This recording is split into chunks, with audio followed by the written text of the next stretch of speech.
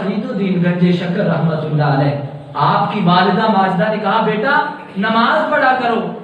عرض کی اماں جان بتائیے نا نماز پڑھنے سے کیا ملتا ہے؟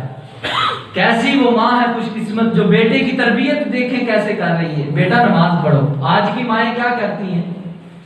ٹی وی لگا ہوا ہے، سامنے ڈرامے فلمیں کارٹون چل رہے ہیں، وہ بچے کو خوش کرنے کے لیے سارا کچھ دکھاتی ہے، لیکن یہ ماں ہے بچے کی تربیت کر رہی، کہا بیٹا نماز پڑھو۔ اماں جی نماز پڑھنے سے کیا ملتا ہے؟ جواب نہ آیا، کہنے لگی بیٹا نماز پڑھنے سے شکر ملتی ہے۔ اچھا ماں جی شکر ملتی ہے؟ تو فرمایا پھر بچے ہوتے ہیں نا، بچوں کو لالچ ہوتا ہے کھانے پینے چیزوں کا، اور تو بچوں کو کوئی لالچ نہیں ہوتا کہ کوئی پراپرٹی بنا لیں یا پیسے جمع کر لیں، بچوں کو صرف کھانے کا ہوتا ہے۔ کہا ماں جی ایسی بات ہے؟ فرمایا ہاں بیٹا ایسی بات ہے۔ تو پھر رب بھی بڑی شرمیں رکھا کرتا ہے۔ اب ماں نے کہا بیٹا نماز پڑھو شکر ملے گی۔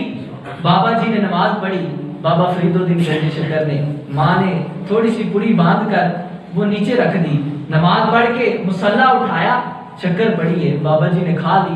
جب کھائی تو کافی دن تک نمازیں پڑھتے، اور جب مصلی اٹھاتے تو والدہ نے نیچے شکر ہوتی وہ اٹھا کر کھا لیتے۔ لیکن ایک دن اب آزمائش قدرت آ گئی، ماں گھر میں نہیں ہے، بابا فرید مصلی پہ کھڑا ہو گیا ہے، اب شکر بھی نہیں رکھی۔ ماں کی آنکھوں میں آنسو آ گئے، عرض کرنے لگی بار الہا آج تو میری عزت رکھ دے، میں نے تیری نماز کے لیے اپنے بیٹے کو نماز پہ لگایا ہے، میرے مالک و مولا تو عزتیں اور شرمیں رکھنے والا ہے، آج اگر فرید نے مصلی اٹھایا نیچے شکر نہ پڑی ہوئی تو فرید کا دل ٹوٹ جائے گا، فرید نماز نہیں پڑھے گا، یا اللہ میری عزت رکھ لے، میرا بھرم رکھ لے۔